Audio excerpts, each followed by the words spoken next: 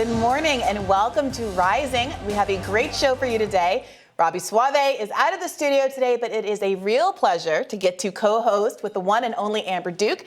Thanks for joining me today, Amber. Absolutely. It's great to be here and ahead of a very exciting news day, to be sure. Isn't it, though? I mean, we're about to get into the nitty-gritty of what people can expect from Joe Biden. He will be taking the podium in just a few hours to make the case to the American people as to why the State of the Union is strong under his watch.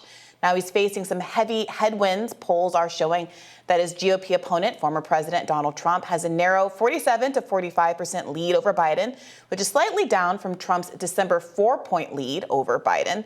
Liberal hopes that he would be barred from the ballot were dashed after the Supreme Court unanimously held that states do not have the authority to remove Trump from the ballot under the insurrection clause of the 14th Amendment. And Trump's Georgia insurrection case has been delayed by an inquiry into allegations of misconduct by prosecutor Fani Willis.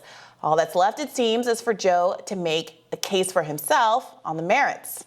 In many ways, this speech will have to be a campaign speech, one that turns him away from the headwinds he has run into, his age, growing frustration from the left over his handling of Ukraine and Gaza, and gridlock in the nation's capital. An NPR PBS NewsHour Marist poll from February evaluated voter priorities and found that preserving democracy and inflation are priorities for Democratic voters, while immigration tops the list for Republicans. 84% of Democrats believe that openness to immigrants is essential to American identity, while only 27% of Republicans agree. Interestingly, 55% of independents agree. Biden's edge with female voters, black voters, young voters, and Latinos has collapsed, meaning that tonight many are looking for evidence that he can reconstitute this winning coalition.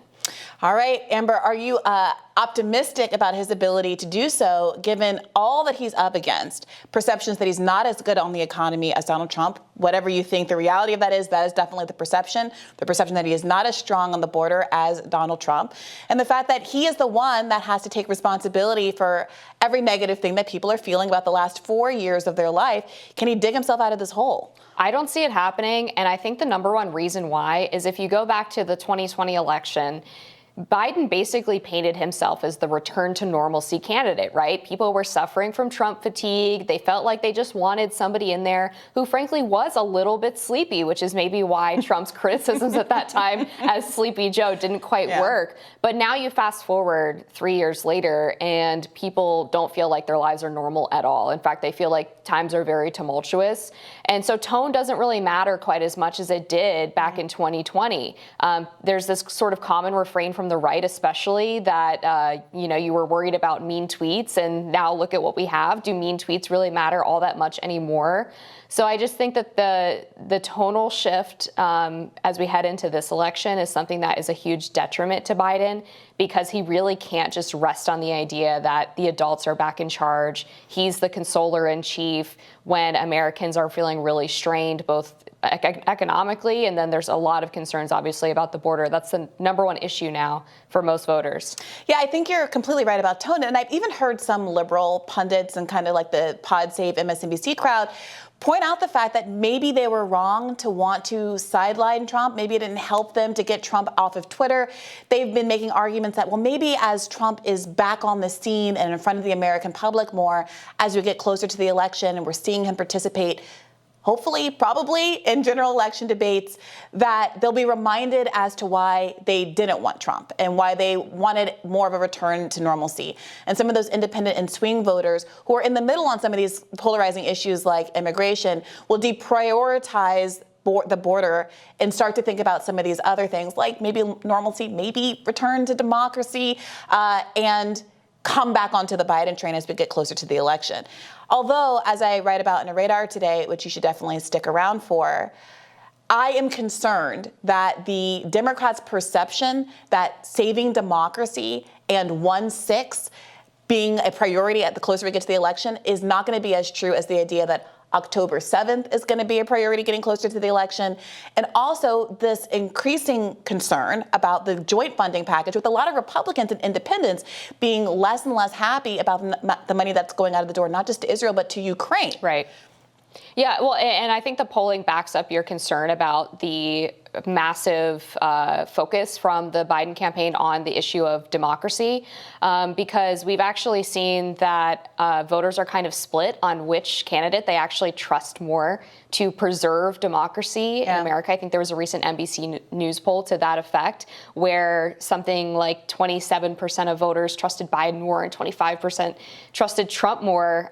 So that's not the winning issue that the Democrats think it's going to be for them.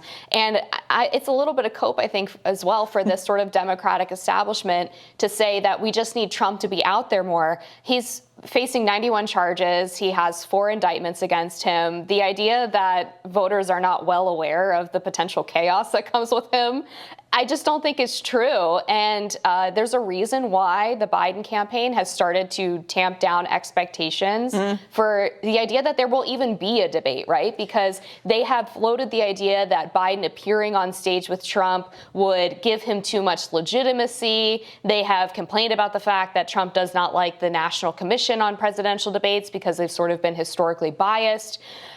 So, I mean, they're already setting the stage for him not to debate Trump.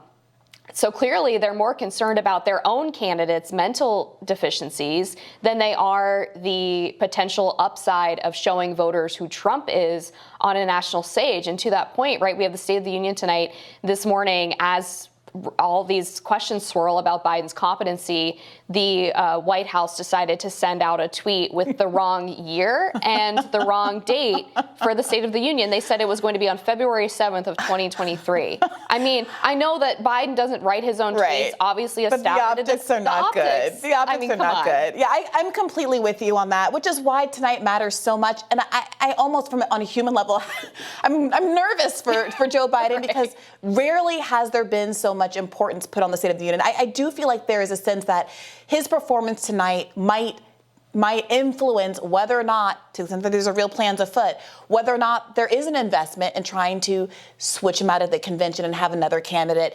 There have been some recent tweets, indications that perhaps there might be trying to reposition Kamala Harris into that spot.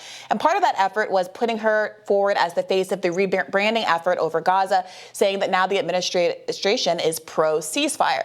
Of course, as we talked early on this week on the show about, and that I'll get into a little bit more in my radar, that seems to be a kind of rhetorical change more than a substantive change. And we're seeing the public not buy into it when we look at some of the recent primary results and the success of this uncommitted campaign. So we talked obviously about the Super Tuesday results yesterday, but there was another state that voted yesterday, Hawaii, and the uncommitted effort seems to be getting stronger, not weaker. It didn't peak in Michigan. It's going strong in these other states that don't have strong Arab American or Muslim American populations. Uncommitted got 29.1% of the vote in Hawaii. Almost 30% of the vote in Hawaii. Nikki Haley would love to see these numbers that uncommitted is getting in Hawaii. And so what does that mean for Joe Biden? Is he going to do more than simply have this rhetorical shift? Is he going to stand up to Netanyahu to the extent that he is saying that his objectives, the two-state solution, all of these things are so wildly different from what Netanyahu is advertising he wants? And is the perception of Biden's weakness as much due to his age and perception of stamina as it is the fact that he is unwilling to use his leverage as the president of the strongest country in the world to have his policy agenda put forward in Israel, Gaza? Well, I'm glad you brought that up because, I mean, first of all, to your point on uncommitted, there were, 2 or 3 weeks of organizing that took place before Michigan? Barely anything, barely any funding. So, I mean, the success that they were able to bring about in just that short period of time should really worry the Biden campaign, and their attempts to dismiss it are obviously quite foolhardy. But on the question of Biden and the flexing of American power and the willingness to use foreign aid as a tool of leverage as opposed to something we just dole out with no conditions attached to it. There are broader questions just about foreign policy under the Biden regime in general, because, of course, we have still the Ukraine-Russia war going on with allegations that the U.S. Ended the possibility of peace talks pretty early on in the conflict. We're no closer to a resolution at this point than we were 2 years ago. We have the attacks happening in the Red Sea. The Houthis finally successfully led to the deaths of 2 soldiers by firing missiles on a cargo ship that was going through that area. And then a lot of these small militia groups that are backed by Iran. Iran is sort of trying to flex its muscle as well. Things are pretty unstable right now. And I think a lot of people forget that the first time that Biden's approval rating started cratering was after the Afghanistan withdrawal, when they saw that chaos at the Kabul airport. And tonight, I know that Republicans are going to be bringing some of the Gold Star families of the 13 Marines who were killed in that suicide bombing. One of them was on CNN last night and revealed that she has not even heard from the president. He has not called her. He's not met with any of these families. He's basically trying to pretend that they don't exist. I thought this was the consoler in chief. What's happening? It'll be interesting to see how all of that plays out. And especially I'm looking to his comments on the border. To what extent is he going to continue to try to run to the right with the pretty aggressive border policy, which is DOA and stuck in Congress, but still being put forward as Democrats as evidence of their willingness to be serious about the border? Is he going to convince any Republicans with going right on the border, or is he only going to succeed in alienating more of the progressive base that was told back in 2020? You've got to vote for Biden because look how bad Trump is going to be on the border. He's going to build a border wall. He's going to have a Muslim ban. And you got to vote for Joe Biden to save America on those things. And now here you have Joe Biden with his name on this crisis in Gaza with 30,000 Palestinians dead. People are comparing Muslim ban to 30,000 dead, mostly majority Muslims in Palestine. And they're looking at the border and saying, build a wall? They're both building a wall. So are the differences sufficient for me to hold my nose and vote for Biden this time around? We'll see him make his case tonight. Stick around. We have more Rising for you right after this.